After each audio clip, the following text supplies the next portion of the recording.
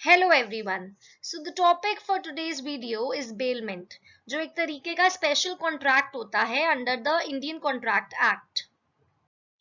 तो बेलमेंट का क्या मतलब होता है? जैसे फॉर एग्जाम्पल अगर हम अपने क्लोथ्स किसी ड्राई क्लीनर को देते हैं for the purpose of dry cleaning, ठीक है, तो उसमें क्या होता है कि हम डिलीवर कर रहे हैं अपने clothes for the purpose of dry cleaning, और जब वो ड्राई क्लीन कर लेगा हमारे क्लोथ्स तो देन उस ड्राई क्लीनर को हमारे क्लोथ्स वापस करने होते हैं। तो इसी कॉन्ट्रैक्ट को हम बेलमेंट कहते हैं। जब हम अपने गुड्स किसी और बंदे को देते हैं फॉर सम स्पेशल पर्पस, और जब वो स्पेशल पर्पस खत्म होने के बाद वो हमें रिटर्न कर देता है हमारे गुड्स, तो उसको कहते हैं बेलमेंट। अब बेलमेंट में जो गुड्स आप ट्रांसफर कर सकते हो वो सिर्फ मूवेबल प्रॉपर्टी होती है। दैट मीन्स आप बेलमेंट के अंदर अपना हाउस या अपना कोई और तरीके का लैंड जो है वो ट्रांसफर नहीं कर सकते हो। अब बेलमेंट में दो पार्टीज होती हैं। पहला है बेलर। बेलर कौन हो गया? जैसे अगर आपने ड्राई क्लीनिंग के लिए क्लोथ्स दिए तो आप हुए बेलर, और जिसको आपने दिए that is the dry cleaner, वो हो गया बेली। तो अब जो पहली चीज इंपॉर्टेंट है कॉन्ट्रैक्ट ऑफ बेलमेंट में वो है transfer of possession. So that means कि जब हम क्लोथ्स ड्राई क्लीनिंग के लिए दे रहे हैं तो हम ड्राई क्लीनर को उन क्लोथ्स का ओनर नहीं बना रहे हैं, हम सिर्फ जो पोजेशन है उस क्लोथ्स की वो हम ट्रांसफर कर रहे हैं। अब जो डिलीवरी होती है दैट में बी एक्चुअल, जैसे अगर हमने एक्चुअली वो क्लोथ्स जो हैं वो जाके ड्राई क्लीनर को दे दिए, या फिर जो डिलीवरी है वो कंस्ट्रक्टिव भी हो सकती है। जैसे फॉर एग्जाम्पल अगर आपके जो क्लोथ्स हैं वो गोडाउन में पड़े हैं और अगर आप उस गोडाउन की चाबी उस ड्राई क्लीनर को दे देते हो तो वो कंस्ट्रक्टिव डिलीवरी में आ जाएगा। वाई? क्योंकि आप की को, आप कंट्रोल को उसको क्या है ट्रांसफर कर रहे हो, तो वो जाकर उस गोडाउन में से वो कपड़े ले सकता है। तो that would be constructive delivery. अब जो हमारा फर्स्ट केस आता है इसमें के पिल्लई वर्सेस विशालक्ष्मी, तो इसमें क्या हुआ है कि गोल्ड ज्वेलरी जो होती है उसकी पॉलिशिंग के लिए अगर हम किसी ज्वेलर को वो ज्वेलरी देते हैं तो वो भी कॉन्ट्रैक्ट ऑफ बेलमेंट ही होता है, क्योंकि उसको पॉलिश करके जो हमारा ज्वेलर होता है वो हमें ज्वेलरी वापस कर देता है। तो इसी पर्पस के लिए इस केस में जो ये लेडी है ये अपने ज्वेलर को ये जो ज्वेल्स है वो कहती है I will give you the jewels and you polish them and give back to me. ठीक है, लेकिन इस केस में जो ज्वेल्स होते हैं उसके वो ऐसे एक बेसिकली ज्वेलरी बॉक्स में होते हैं। अब जो ज्वेलरी बॉक्स होता है वो ज्वेलर के यहाँ पर ही होता है, वो ज्वेलर की शॉप पर ही होता है, लेकिन जो ये ज्वेलरी बॉक्स है इसकी जो की होती है ना वो उस ज्वेलर को देती नहीं है। तो क्या ये बेलमेंट हुआ? तो इस केस में ये बेलमेंट नहीं हुआ, क्योंकि एक्चुअल में जो पोजेशन है या जो कंट्रोल है ओवर द ज्वेलरी वो तो तुम ट्रांसफर ही नहीं कर रहे हो, आपकी की आपके पास है, तो ज्वेलर कैसे आप मतलब that is not transfer. Why? क्योंकि जो ज्वेलर उस गुड्स का कुछ भी नहीं कर सकता है। ऐसे ही there is a case of national bank of Lahore versus Sohanlal. तो जैसे फॉर एग्जाम्पल जब हम जिसको लॉकर कहते हैं, जब हम बैंक में एक लॉकर लेते हैं तो क्या वो बेलमेंट हुआ? अब जो लॉकर है that is on the property of the bank only, bank के पास ही वो लॉकर है, लेकिन उसकी की किसके पास होती है? उसकी की होती है हमारे पास। दैट मीन्स जो कंट्रोल होता है वो हमारे पास होता है। तो that is not a contract of bailment. Why? Because there is no transfer of possession, जो कंट्रोल है वो तो हमारे पास ही है। लेकिन अब इस केस में क्या हुआ है कि जो बेसिकली इसका एक एम्प्लॉय होता है जो यहाँ पर काम करता है बैंक में, वो इस लॉकर की क्या है नकली की बनवा लेता है, और अब क्या है वो खोल सकता है इसको कभी भी। ठीक है, तो इस केस में ये बोला गया that this is equivalent to bailment. Why? क्योंकि जो कंट्रोल था वो अब इस बंदे के पास तो रहा ही नहीं है, वो तो बैंक के पास ही है, क्योंकि जो बैंक का एम्प्लॉय है उसने इसकी नकली की बना ली है। और अब जो इस लॉकर के कंटेंट्स है उसका बेसिकली जो कंट्रोल है that is no longer with the person, इसीलिए this is a contract of bailment. और अगर इसमें से कोई भी चीज गायब पाई जाती है तो उसके लिए जो बैंक है और जो एम्प्लॉय है ही वुड बी लायबल। ठीक है, लेकिन अ फॉर्मल अरेंजमेंट और a contract may not be needed in some circumstances for bailment। जैसे फॉर एग्जाम्पल अगर आप किसी रेस्टोरेंट में जाते हो, ठीक है, आप खाना खा रहे हो, तो जैसे ही आप एंटर हुए तो जो गार्ड है उसने आपका कोट उतारा और उसने बाहर जो है वो टांग दिया। that you know when you go back then you can take that coat with you. तो क्या ये कॉन्ट्रैक्ट ऑफ बेलमेंट हुआ? तो yes, this is a contract of bailment. क्यों? क्योंकि कुछ जगह क्या है, आपको फॉर्मल अरेंजमेंट की जरूरत नहीं है. तो अगर वो जो कोट है वो खो जाता है, so then you can make the restaurant or that guard liable. जो दूसरी चीज इंपॉर्टेंट है बेलमेंट में वो है रिटर्न ऑफ द गुड्स. तो जब को जो पर्पस के लिए आपने गुड्स दिए थे वो जब पूरा हो जाता है, so then the bailee has to return those goods. जैसे जो ड्राई क्लीनर है, ड्राई क्लीनिंग के बाद उसको रिटर्न करना पड़ते हैं आपके clothes. So that means bailment temporary purpose के लिए ही होता है, और after the purpose is achieved so then the goods have to be returned back to the bailor. ठीक है. अब इसके बाद क्या होता है कि क्या जो आप मनी बेसिकली डिपॉजिट कराते हो बैंक में, क्या हम उसको ये कह सकते हैं कि वो बेलमेंट है? So the answer is no. Why? क्योंकि आपको मैंने बताया कि return of goods after the purpose is achieved is very important. लेकिन जो मनी आपको बैंक वापस देगा जो आपने डिपॉजिट कराया हुआ है, it may not be the same. ठीक है, वो सेम नंबर का या वो सेम मनी अगर वापस दे वो चीज जरूरी नहीं है. इसीलिए जो भी आप बेसिकली मनी डिपॉजिट कराते हो बैंक में, दैट इज नॉट बेलमेंट. तो अब दो तरीके की बेलमेंट होती है. एक होती है नॉन ग्रेटुइटस बेलमेंट, जिसका क्या मतलब होता है, जैसे अगर आप ड्राई क्लीनिंग के लिए क्लोथ्स दे रहे हो तो आप इन रिटर्न ड्राई क्लीनर को पैसे देते हो, तो वो हो जाती है नॉन ग्रेटुइटस. दैट मीन्स फ्री वाली बेलमेंट नहीं है वो. ग्रेटुइटस का मतलब होता है फ्री. अब ग्रेटुइटस बेलमेंट क्या हो जाएगी, जैसे फॉर एग्जाम्पल आपके दोस्त का एग्जाम है और आप उसको अपनी बुक देते हो कि जब तक तुम्हारा एग्जाम है you can have this book and after your exam is over तो तब तुम मुझे रिटर्न कर देना. ठीक है, तो this is also bailment although this is free, तो इसको हम ग्रेटुइटस बेलमेंट कह देंगे. तो जब ग्रेटुइटस बेलमेंट होती है ना, जब फ्री वाली बेलमेंट होती है, तो उसमें क्या होता है कि तुम्हें जो भी फॉल्ट्स हैं तुम्हारे गुड्स में जिस वजह से बेली को चोट लग सकती है, तो वो क्या है तुम्हें डिस्क्लोज करने होते हैं. ठीक है, and you are only liable for those faults जो तुम्हें पता था. ठीक है, जो भी फॉल्ट्स थी जो तुम्हें पता थी और अगर तुम डिस्क्लोज नहीं करते हो तो तुम उन सारी फॉल्ट्स के लिए लायबल होते हो, अगर जो बेली है उसको उस वजह से चोट लग जाती है, कोई भी तरीके का लॉस हो जाता है. जैसे फॉर एग्जाम्पल अगर तुम अपने दोस्त को ये जो हॉर्स है वो देते हो अपना फॉर 10 डेज कि 10 दिन तू यूज कर ले, so this is a contract of bailment. Why? क्योंकि 10 दिन बाद उसको रिटर्न करना है. लेकिन अब ये क्या है, ये फ्री वाला है, ये ग्रेटुइटस है.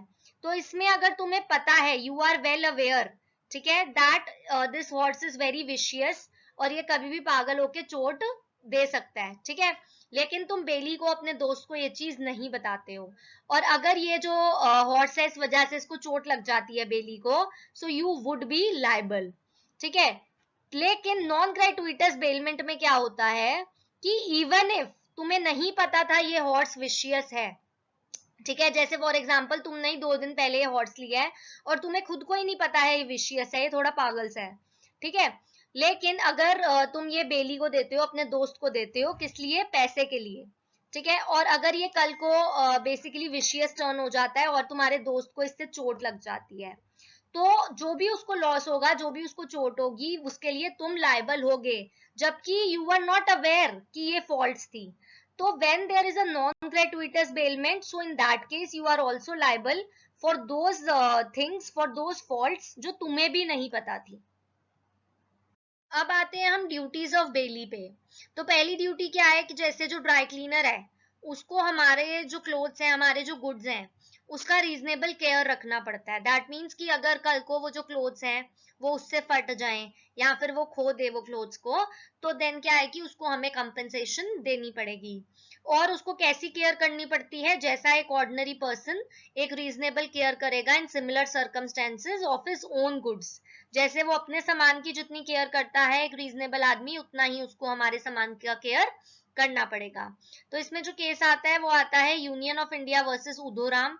तो इसमें जो बेली है, दैट मीन्स कि जिनको हमने कार्गो दिया है, ठीक है, लेके जाने के लिए from one place to another, तो वो कंपनी में क्या है कि ये ट्रेन में सामान जा रहा है.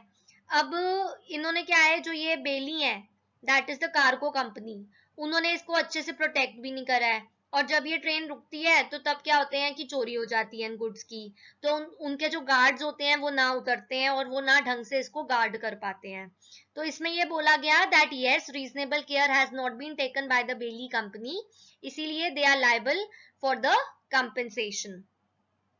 इसके जो बाद केस आता है वो आता है कैलकाटा क्रेडिट कॉर्पोरेशन वाला केस। तो इसमें जैसे हमें गराज दिख रहा है, तो इसने अपनी जो गाड़ी है वो कार रिपेयर के लिए दी होती है इस गराज में। अच्छा, तो अब जब हम भी कार रिपेयर के लिए अपनी गाड़ी देते हैं तो वो कॉन्ट्रैक्ट ऑफ बेलमेंट ही होता है। क्यों? क्योंकि रिपेयर जो है वो हमारा पर्पस है और उस कार रिपेयर करने के बाद वो हमें अपनी गाड़ी वापस दे देते हैं। तो इस केस में भी उसने अपनी गाड़ी दी है।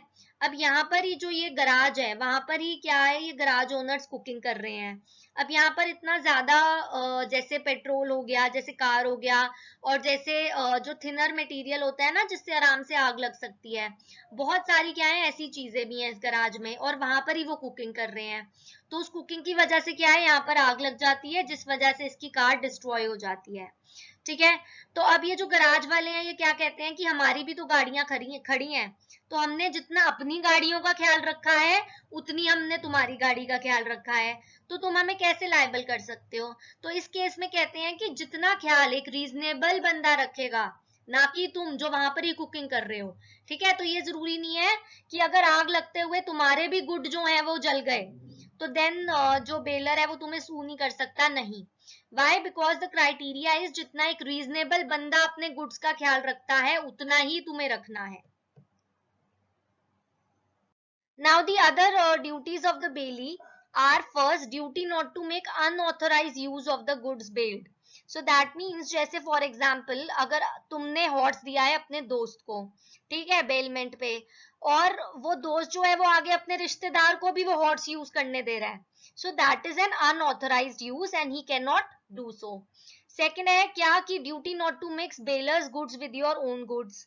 जैसे अगर तुमने उसको बुक जो दी है अपने दोस्त को बेलमेंट पे, वो जो तुम्हारी बुक है वो मिक्स नहीं कर सकता है अपनी खुद की बुक्स के साथ। और उसके बाद है duty to deliver to the bailor increase और profits of the goods bailed. तो जैसे फॉर एग्जाम्पल अगर तुमने काव दी है, ठीक है, अगर तुमने बेलमेंट पे काव दी है कि तुम 10 दिन के लिए जो मेरी काव है उसका ख्याल रखो, तुम यूज करो, ठीक है। लेकिन अब क्या है कि उन 10 दिन में क्या है कि ये जो काव है ये जो बच्चा होता है जिसको हम काफ बोलते हैं, ठीक है, तो ये काव का बच्चा पैदा हो जाता है। सो this is a kind of increase और प्रॉफिट टू द गुड्स। ठीक है। और जब भी इन गुड्स का इंक्रीज या प्रॉफिट होता है, जब वो बेली के पास होता है, तो ये जो इंक्रीज या प्रॉफिट होता है, ठीक है, इसको क्या है कि उसको वापस देना पड़ता है बेलर को। तो ये काऊ चाहे तुम्हारे पास थी और तब इसका बच्चा हुआ है, लेकिन तुम एक सिर्फ बेली हो, तो तुम्हें रिटर्न करना पड़ेगा ये काऊ भी और उसके साथ में जो बच्चा है वो भी बैक टू द बेलर। अब जो लास्ट ड्यूटी होती है बेली की वो होती है to return those goods.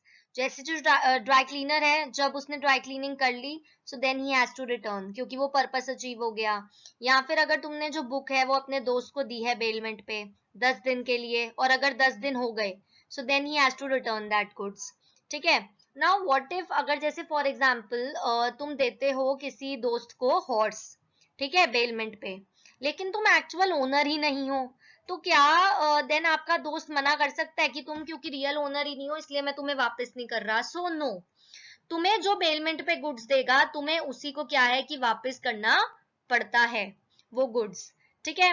Now for example अगर तुम वापस कर देते हो, ठीक है, किसको जो जिसने तुम्हें दिया होता है, दैट इज तुम बेलर को वापस कर देते हो, और कल को पता लगता है कि वो तो था ही नहीं real owner, so then in that case जो रियल ओनर होगा ना उस हॉर्स का, वो तुम्हें सू नहीं कर सकता। वाई? बिकॉज क्योंकि गुड फेथ में तुमने बेलमेंट के अंदर जो बेलर था उसको वापस करे हैं वो गुड्स। ठीक है। उसके बाद क्या है कि जैसे फॉर एग्जाम्पल अगर तुम्हारा फ्रेंड जो है वो तुम्हें दे रहा है बुक, ठीक है, कितने दिन के लिए? 10 दिन के लिए। लेकिन अब चौथे दिन ही क्या है कि अगर वो बुक उसको जरूरत है उस बुक की और वो वापस ले लेता है, तो वो ये चीज कर सकता है। वाई? क्योंकि जब भी जो बेलमेंट है वो ग्रेटुइटस होगी, जब उसने तुम्हें फ्री में बुक दी है, ठीक है, तो देन एट एनी टाइम, चाहे उसने तुम्हें 10 दिन के लिए दी हो, लेकिन वो चौथे पांचवें दिन भी क्या है कि तुम्हारे से बुक वापस ले सकता है. सो दैट मीन्स जब बेलमेंट फ्री वाली है, when it is gratuitous, so then the bailor can ask for his goods at any time. Duties तो पढ़ ली, अब राइट्स क्या है बेली की.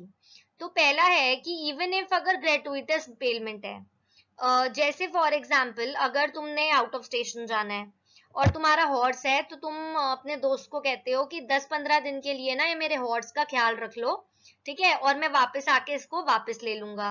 ठीक है, तो ये क्या हो गई, एक तरीके की ग्रेटुइटस बेलमेंट हो गई.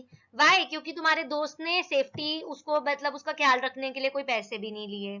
ठीक है, लेकिन जो 10-15 दिन इस हॉर्स को फीड करने में, इसको खाना खिलाने के जो भी पैसे लगेंगे, वो तुम्हारा दोस्त तुम्हारे से रिकवर कर सकता है. ठीक है, उसके बाद है second, right to recover compensation from the bailor if the bailee sustains any loss for the reason that the bailor was not entitled to make a bailment. So that means अगर bailor जो है वो bailment कर रहा है but उसके पास कोई right नहीं है, चाहे वो रियल ओनर नहीं है या जो भी, तो अगर उसने कोई बेसिकली जिस बेलमेंट के लिए उसके पास परमिशन ही नहीं थी, वो बेलमेंट वो करता है और उस वजह से बेली को कोई नुकसान होता है, तो उसके लिए बेलर ही उसको कंपनसेट करेगा. Now the last is most important right, that is कि फॉर एग्जाम्पल तुमने ड्राई क्लीनिंग के लिए क्लोथ्स दिए. अब जब उसने ड्राई क्लीनिंग कर ली और जब वो कह रहा है कि मुझे पैसे दे दो और अपने क्लोथ्स ले जाओ, तो तुम क्या है उसको पैसे ही नहीं दे रहे हो.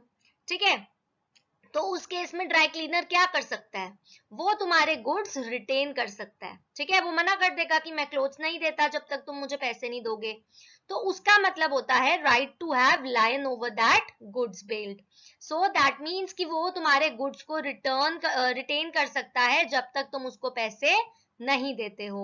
जैसे फॉर एग्जाम्पल तुम कार रिपेयर के लिए देते हो और जब वो रिपेयर कर देता है तो तुम उसको पैसे नहीं दे रहे हो, तो वो क्या कर सकता है कि जब तक तुम उसको पैसे नहीं देते हो वो तुम्हारी कार रिटेन कर सकता है. तो इसी के साथ हमारा जो टॉपिक है वो खत्म होता है. अगर आपको ये वीडियो पसंद आई हो तो इसको लाइक करें और मेरे चैनल को सब्सक्राइब करें.